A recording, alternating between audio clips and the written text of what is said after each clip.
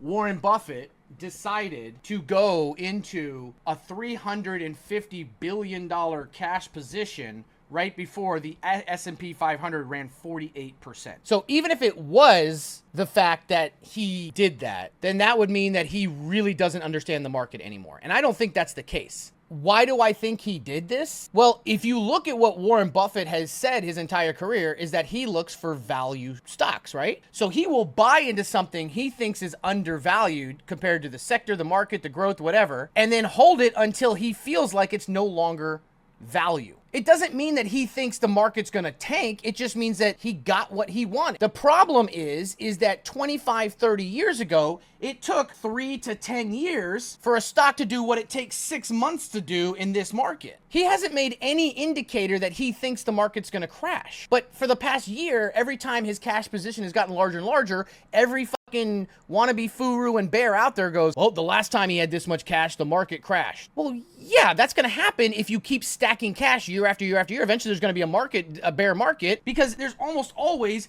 a record run before a bear market, right? That's just how a bull market before a bear market. And if you're legging out on the way up, your cash piles stack up. And of course, by the time it crashes, you have a record amount of money. This is just elementary math, man. Not you, but to the people out there. They're like, the last time he had a record amount of money, it was right before the crash. Great. And if the crash happened 10 years later, he would have had a record amount of money then.